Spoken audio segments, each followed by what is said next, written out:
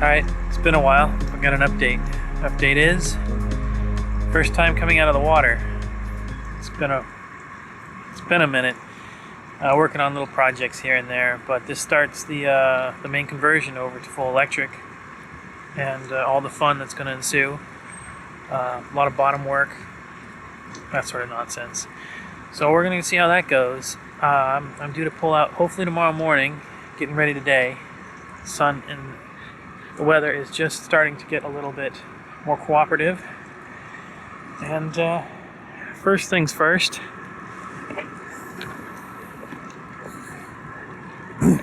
boat's a mess, so pardon me.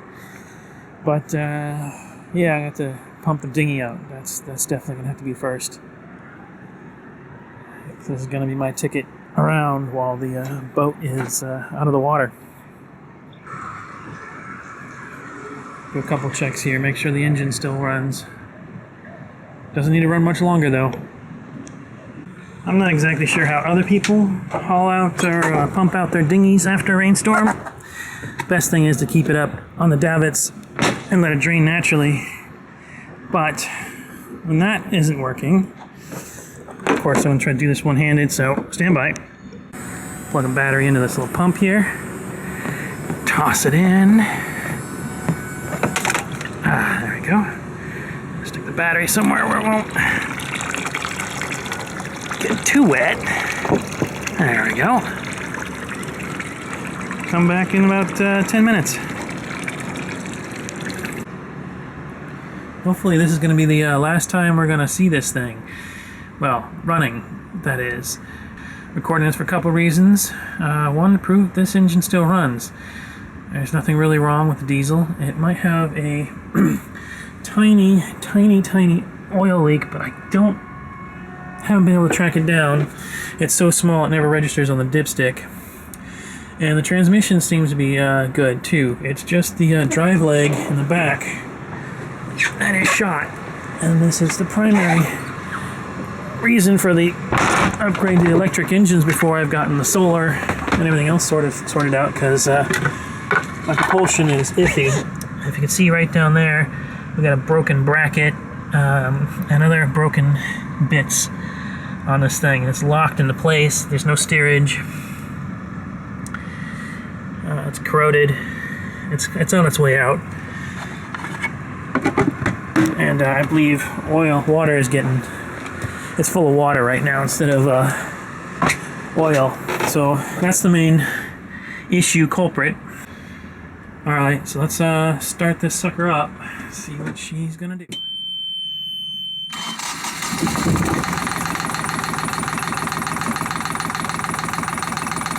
Yep, ticking away. So we got the forward.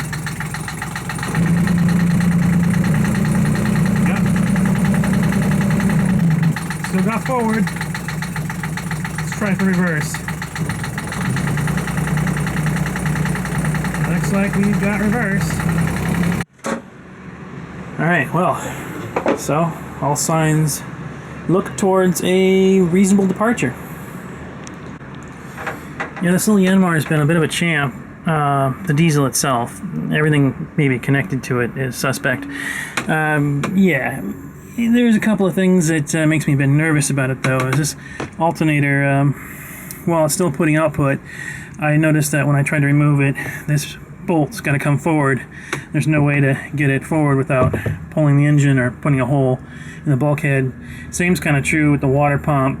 Even replacing the impeller is damn near impossible. Oil change is, again, a day-long project. Point is that this thing's almost impossible to work on the way it was installed in this boat. So there's another reason why I'm fine with letting this go on to another project somewhere else. Maybe in someone else's boat, maybe in a tractor, who knows. But hopefully it'll find a second life somewhere. So hopefully I'm going to be off the dock here a little bit, and if I can remember, I'll try to turn on the GoPro and have the whole thing filmed. And then tomorrow early morning we'll be up on the travel lift, and I'll try to film that as well.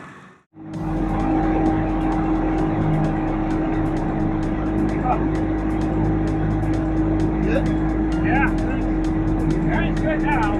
Jeez, the reeds are a little tight though. Paintwork's burning.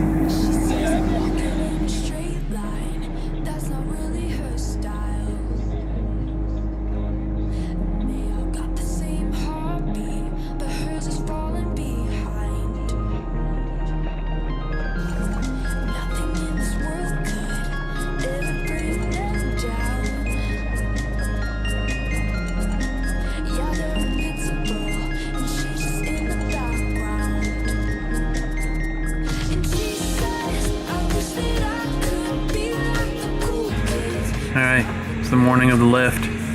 There it is, right in front of us. Had a night here at the dock here in Boston, the haul-out dock. Not too bad. We're just gonna see where the guys are at and see if this, see when this show gets on the road.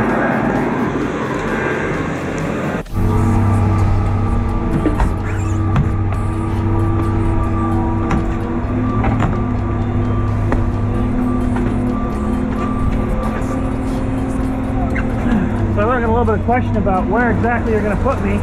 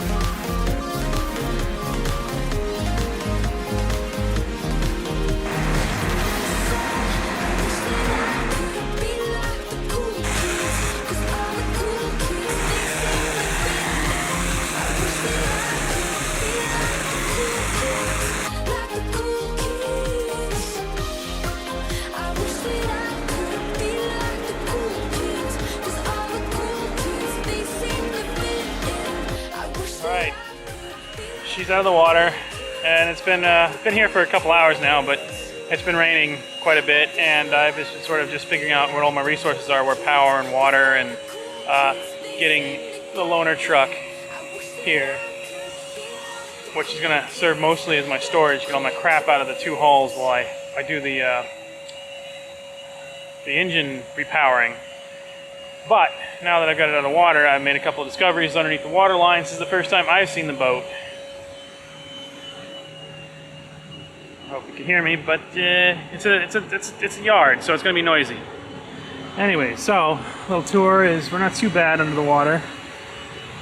Too bad.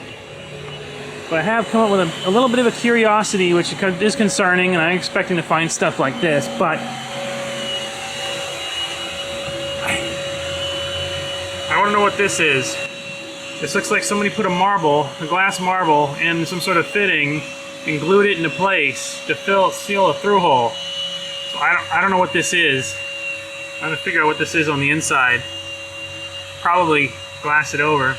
This is the intake for the engine. The whatever the clamshell thing's fallen off a long time ago. I've got no through holes on that side. Got a through hole up here. This, I think, is for the air conditioner, but the way the boat rides, the waves will come in and interact with this, and this will pull air. This will actually pull air, and will stop the siphon from the air conditioner and shut it down continuously, so the built-in air conditioner doesn't work. So I'm going to remove this one. I think I'm probably going to relocate it to just the one back there. Feed water forward. There'll just be one on this hull. Then we got multiple through holes. This through hole here, I don't know what that's for. That's like just like a plug. And I got 2 through holes here. One of these for the toilet. The other one could be for the black water, actually. That makes sense. Yeah, it must be. There's nothing else here. But then I've got more air vents or whatever up here, plus another one up there. There's another one over here. That's for the kitchen sink. I know that one. And the bottom paint's obviously shot. I don't have any more on the outside. I think they're all on the inside of the halls. Here's the big... There's still a little bit of zinc. Oh, whoop. Yeah, there's still a little bit of zinc attached. Loose, but still there. This guy's coming off. Exhaust, that's gonna come out. Oh, here we go.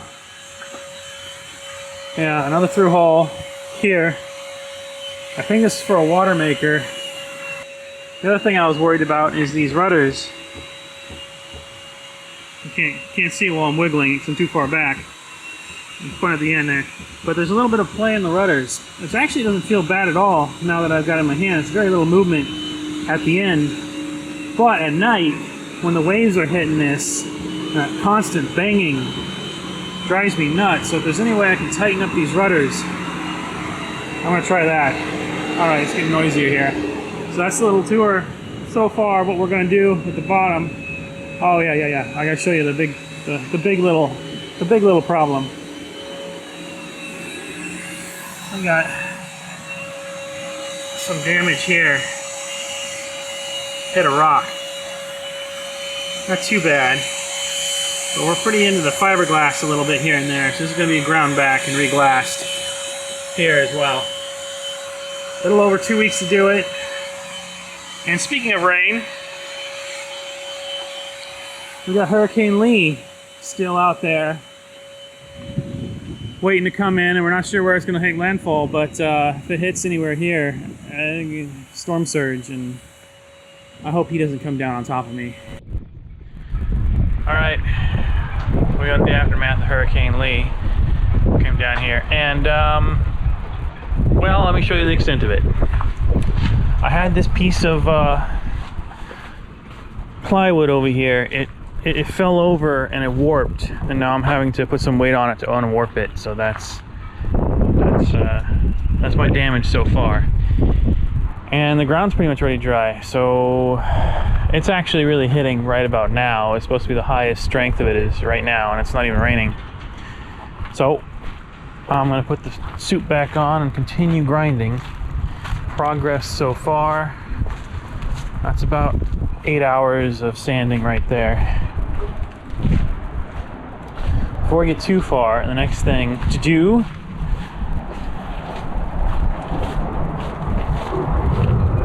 is to remove this guy.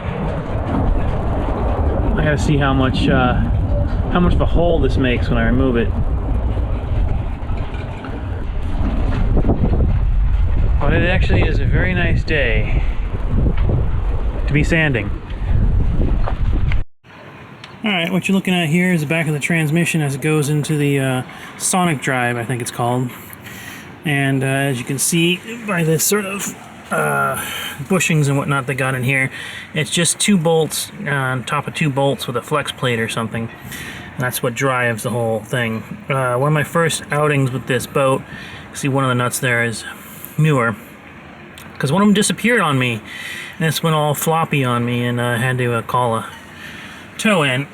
This electric arm here goes to the steerage, supposedly. I think there's a cable-driven one that originally the boat came with. Some owner decided to put an electric one in.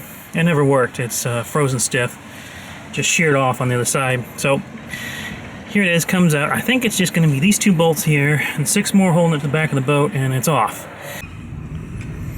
So there we go. Here's something perfect proof why this motor has to go, in my opinion, is you got a bolt here and there's not enough clearance for it to come out, and everything about this install of this engine in this boat is this way.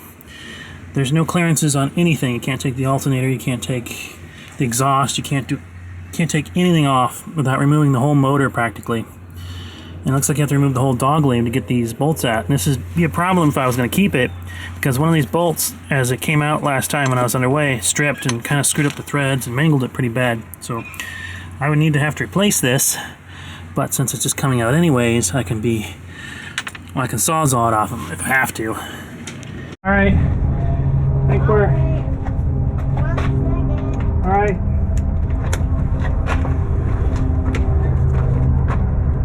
Ready? No. Yes. Okay, here we go. None. Yep, that one's off. 1 second. Oh shit. I lost the nut. That's okay. That's fine. Okay. Ready for the next one? No. Okay, ready. All right. Okay, I don't know if this thing's gonna fall off on me or not.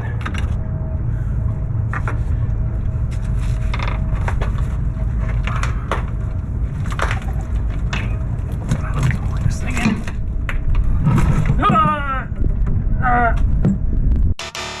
I mean, bless. You okay? Can you get down here quickly? Okay. I made a calculation error.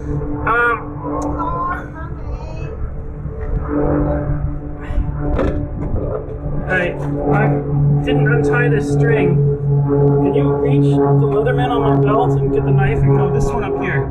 See that cord? Oh, maybe I hold it first? No, I don't think you can hold this. Where? What? Yeah, Leatherman. So we get the knife out and cut that off. Oh shit, I don't know how to use it. 1 second. You don't need What to do? You don't need the glove No, for that. no. I don't know how to use it. I hold it. No, just take that. I hold it. You sure? Maybe. You got it? You got it? Yeah. You sure? Quick! The glove's stuck. Quick! It's stuck. That's what's gonna... Quick! Okay, I'm going down. Going down.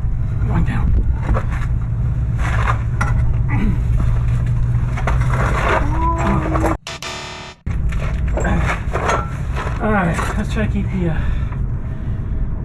cursing down to a minimum. Although... Are you recording? Yes.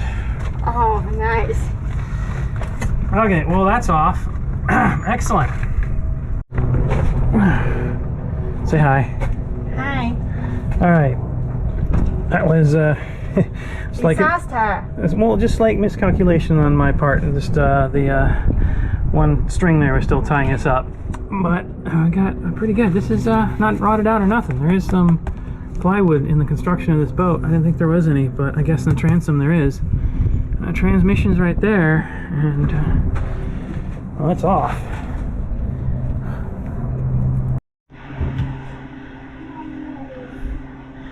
Yeah. There we go. We've got assistance today. Ina's helping me take the back cabin apart. Doing a good job at it too. I don't think so. You don't think so? No. Oh, that's great. Any help I can get, I'll take. Well, hopefully there's enough light to see. I think there is. So a little bit interesting. I could tell that this sort of pretty standard might be some fairly significant tabbing going in to hold these in, but they didn't prepare it right, so I don't know if you can see that. Get close there. Get an angle on it, you can see. I think you can see that. Enough light, but the tabbing's failing, even though it's fairly significant. Probably because they didn't prepare the surface correctly, but as you see, we've got this nice flat floor here, and then there, we've got just pure fiberglass. So for whatever reason, they sort of plywood a floor in to this point, which I don't really like because that makes it sort of a bilge. Not really much of one. It's only about 3 inches deep, maybe 2. But I'd rather have some place for the water to go. And if it did get underneath, some way to pump it out. This was one continuous spot here. The boat never had it, but I'm meaning to put in some sort of bilge back here, just in case if you ever were to take on water, you at least have a pump back here. Where would I put a pump?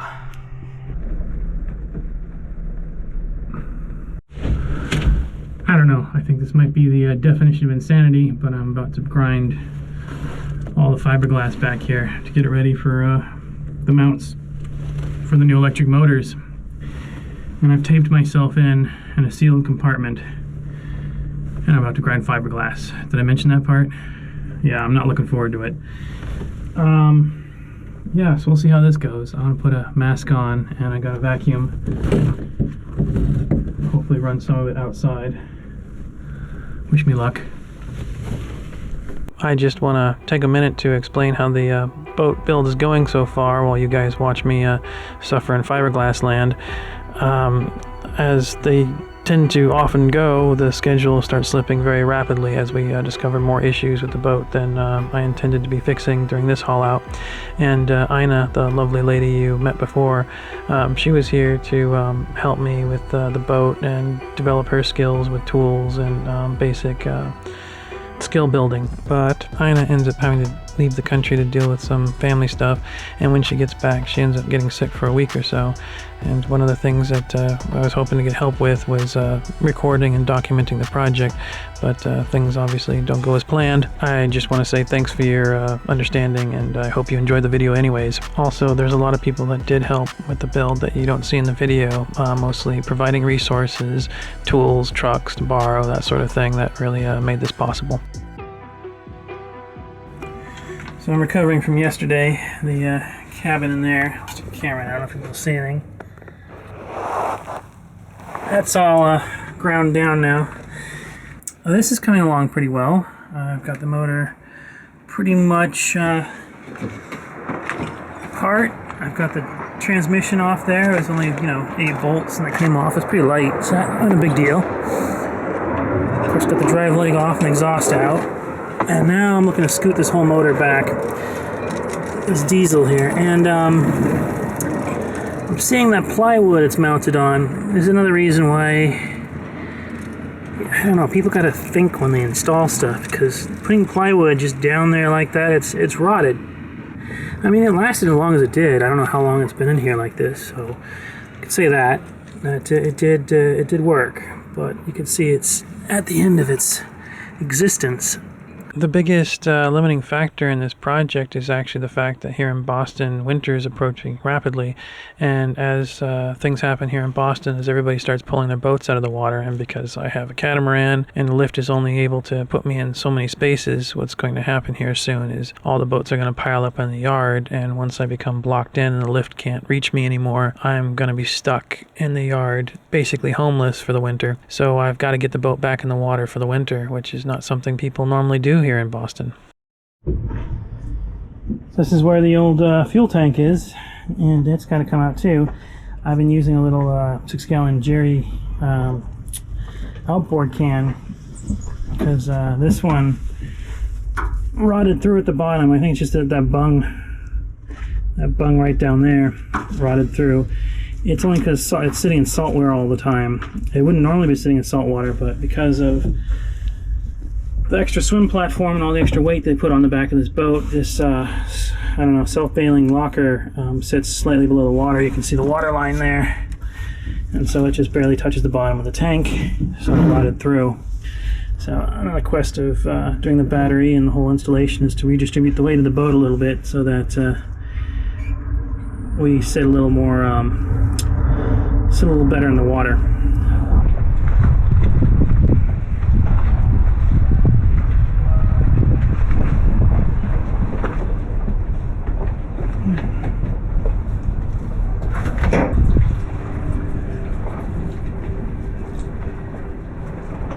Pretty sure that was all salt water. Where am I gonna put this? Oh, it stinks like salt water. It smells like the bottom of the ocean.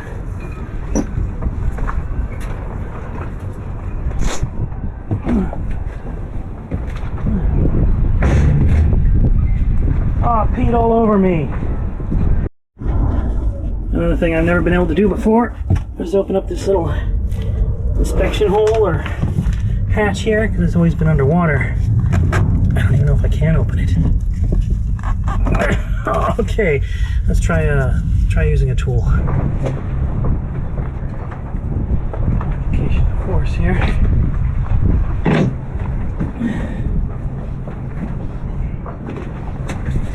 loosey.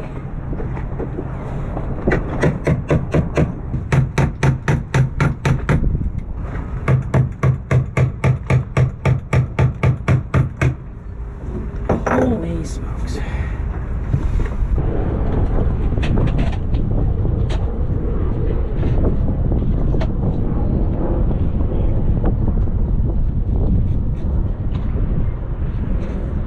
No water. Tons of salt buildup though. How is the water getting out? Back through here. There's the back of the engine there. I think you start to see some of that plywood. It's, I don't know, it may have been coated in something, but especially that side is pretty wet and soggy. If I can just get to those bolts, I hope you'll be able to scoot the whole motor back, and then I can grab a forklift and just forklift this sucker out. There's a time in every project where you realize the way forward is easier than the way back, and I think we've passed that point this time. That getting this back up and running would be a significant ordeal, so it's got to go.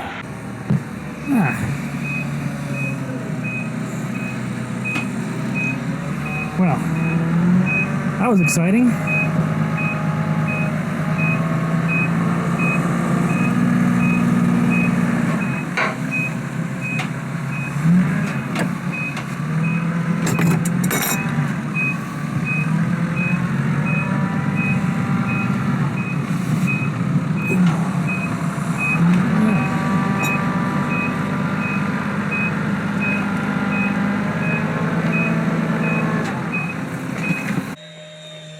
Well, there's Plucky. Time to say goodbye. Hopefully she'll find another home somewhere. Now, I am a little bit embarrassed about this part. When I built the, salvaged the pallet and made those stands for the engine mounts, I mismeasured, so they're too far apart. I feel rather silly.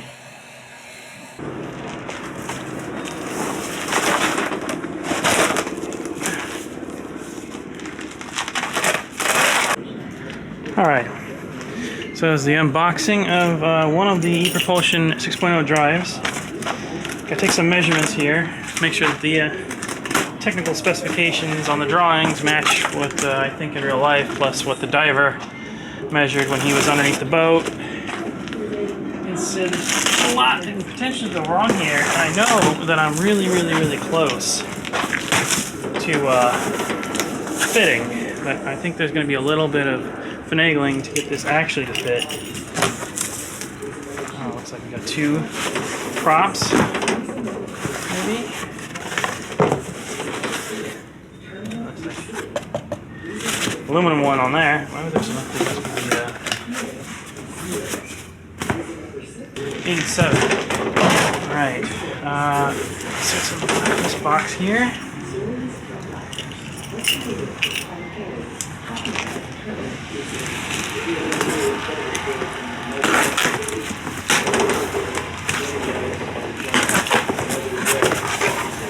Is styrofoam. Ooh, that looks like the brains. That looks like the motor controller. Yep, definitely that. GPS it says on the side. Huh. Terrible lighting be damned. The show must go on. I got a whole nother unboxing I can do.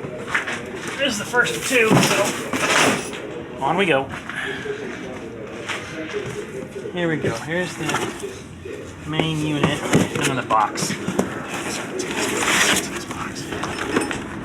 Must be hardware or something in this one. Yeah, it's like hardware wire. Alright. Moving on. Let's take a closer look at that later. This is what I need. Come on. I can do it.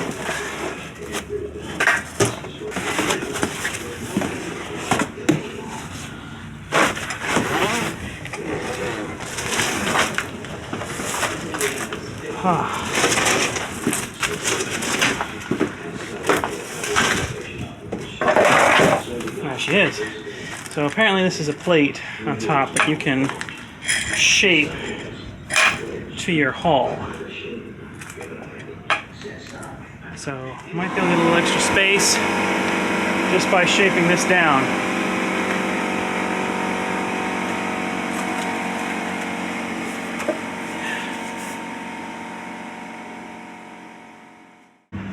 Alright, that's a little better lighting to get you a little better look at it. Wouldn't you know it, I think I'm about 2 to 3 inches short or long, depending on how you look at it, but looks like my keel ends here, so the skeg here is going to be definitely drifting by its lonesome, just slightly underneath my keel. I don't like that. And the whole plan was always to grind back a bit of fiberglass on the bottom of the hull to make a flat spot for this to sit. You're supposed to be able to carve this piece up here to match the shape of your hull if you need to, which still might happen, but I think I'd feel better if this was just snug up as close as possible and not have it exposed. So we're going to try that. Going to be some grinding and fiberglass work. Quick shot of the prop on it. Measuring purposes, you see? Measuring purposes.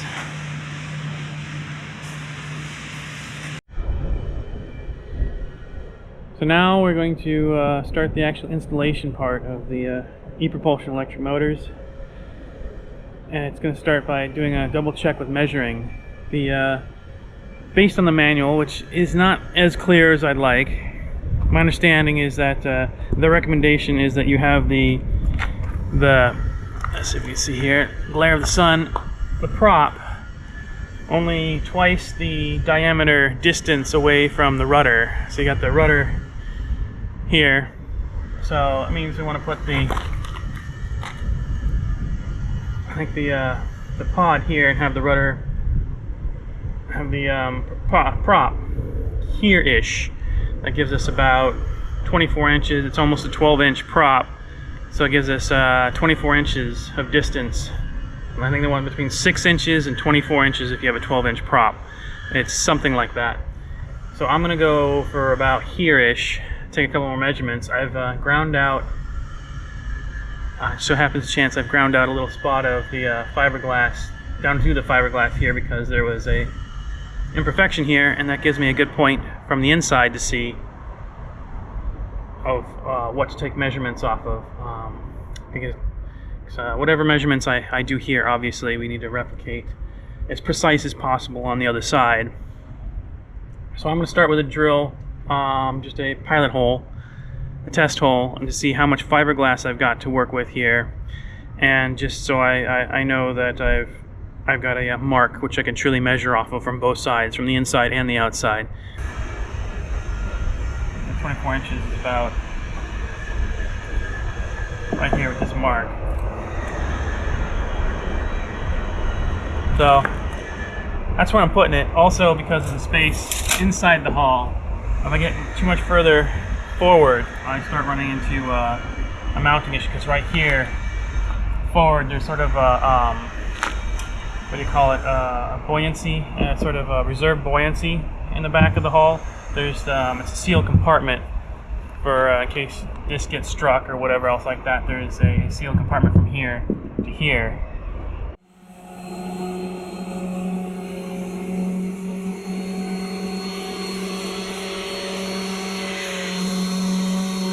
Too far? Yeah, that's okay. That's Is it yeah. So that's going. Yeah, that's fine. It's just it goes. The paint didn't come off, so I heard, and then Yeah, it'll go right through it. So this is a spot where you've gone and undone the fiberglass. So we'll just hit that with a little bit of primer before I paint it, and it'll be okay. But try not to do that. I know. Didn't know that. How's it going? Oh, tired. Tired? Now look at the pad. After a while. Change? No, it's still got a little bit of life left to it. But if it starts really fighting, you have to put a lot of pressure on it. Just change it out. You think it's fine, right? I mean, I've got a bunch of those I have to fix, so it's gonna happen. Just try not to. Yeah. We'll be more careful. Well, I think I'm going to end the video here. If you made it this far, thanks for watching, and I'll see you in the second and third part of this video, hopefully.